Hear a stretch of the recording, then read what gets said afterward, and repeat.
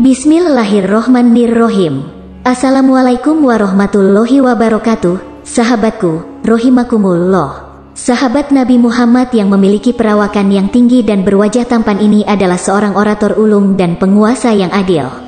Banyak orang yang tak kuasa menahan tangis dan bertaubat jika mendengar khutbah beliau. Ia juga termasuk sahabat Nabi Shallallahu Alaihi Wasallam yang dikabulkan doanya. Salah satu bukti ijabahnya doa beliau adalah saat beliau meminta mundur dari jabatan sebagai gubernur Basrah, tapi permintaan itu ditolak oleh Khalifah Umar. Kemudian beliau berdoa kepada Allah Subhanahu wa Ta'ala, dan Allah mengabulkan doa beliau dengan cara yang sangat di luar dugaan. Bagaimanakah kisah selengkapnya? Pastikan sahabat menyimak sampai selesai agar tidak gagal paham.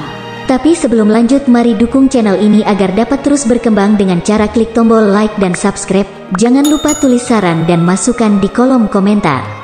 Sahabat juga boleh share video ini agar lebih banyak orang-orang yang mendapatkan manfaat dari kisah ini. Semoga menjadi amal jariah bagi kita semua karena telah membantu menebar kebaikan kepada sesama manusia.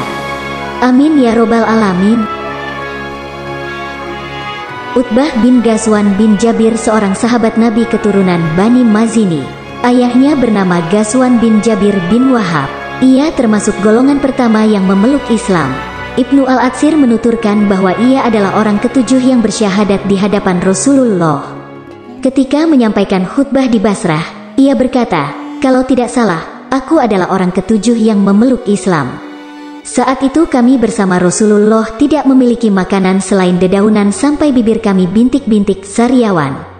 Ketika kaum Quraisy semakin keras menekan dan menyiksa kaum muslim, Rasulullah Shallallahu Alaihi Wasallam mengizinkan para sahabat untuk hijrah ke Abisinia.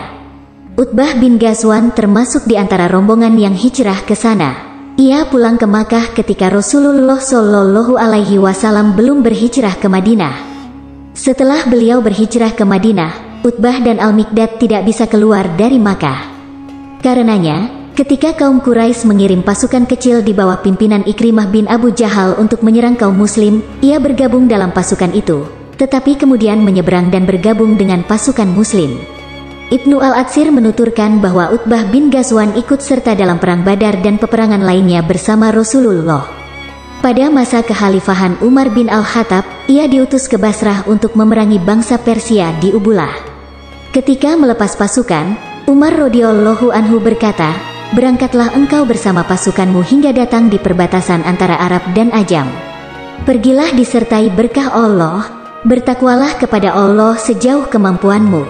Ketahuilah bahwa engkau berangkat menuju sarang musuh. Aku berdoa agar Allah memberimu pertolongannya. Aku telah mengirim surat kepada Al-Ala bin Al-Hadrami agar membantumu dengan mengutus Arfajah bin Hatsamah karena ia orang yang siap berjuang sampai mati melawan musuh. Ia juga merupakan pemimpin yang cerdik. Ajaklah ia bermusyawarah, berdoalah kepada Allah.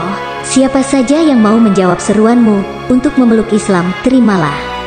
Dan barang siapa tidak mau memeluk Islam, tetapkanlah jizyah yang ringan. Tetapi, jika mereka menolak, pedanglah jawabannya. Hindari bentrokan dengan bangsa Arab yang kau jumpai. Ajaklah mereka untuk ikut berjihad, seranglah musuh, dan bertakwalah kepada Allah." Utbah berangkat bersama pasukannya menuju Ubulah. Mereka berhasil menaklukkan kota itu tanpa jatuh korban seorang pun dari pihak mereka. Kemudian mereka bergerak menuju Basrah dan juga berhasil menguasainya. Kota itu menjadi kota Islam pertama di kawasan Irak. Kemudian ia menyuruh Mahjan bin Al-Adra untuk membangun masjid di sana. Setelah beberapa lama menetap di sana, Utbah berangkat ke Makkah untuk menunaikan ibadah haji. Selama berhaji, kepemimpinan digantikan oleh Mujashi bin Mas'ud yang ditugaskan untuk membawa pasukan ke wilayah Efrat. Ia juga memerintahkan Al-Mughirah bin Syu'bah untuk menjadi imam salat. Setelah berhaji, Utbah menemui Khalifah Umar dan memohon agar ia tak lagi ditugaskan sebagai gubernur Basrah. Namun, Khalifah Umar menolak permintaannya. Saat itulah Utbah berdoa, "Ya Allah, jangan kau kembalikan aku ke sana."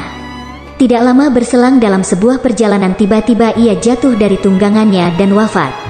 Peristiwa itu terjadi pada 17 Hijriah di sebuah tempat bernama Ma'dan Bani Sulaim dalam perjalanannya menuju Basrah. Al-Madaini mengatakan bahwa Utbah bin Ghazwan wafat di Rabazah pada 17 Hijriah. Ada juga yang mengatakan pada 15 Hijriah. Utbah bin Ghazwan memiliki perawakan yang tinggi dan berwajah tampan.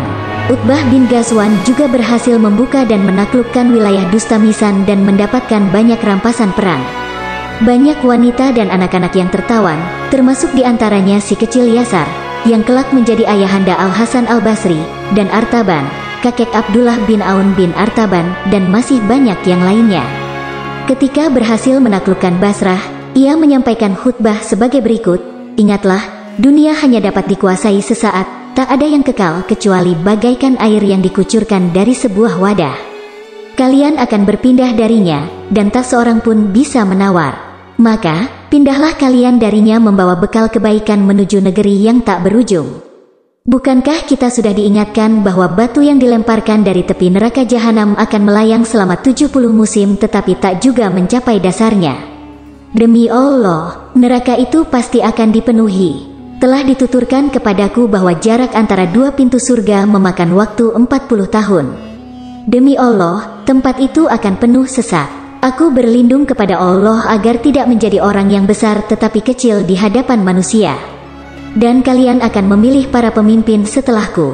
Utbah bin Ghazwan bin Jabir adalah seorang orator ulung dan penguasa yang adil.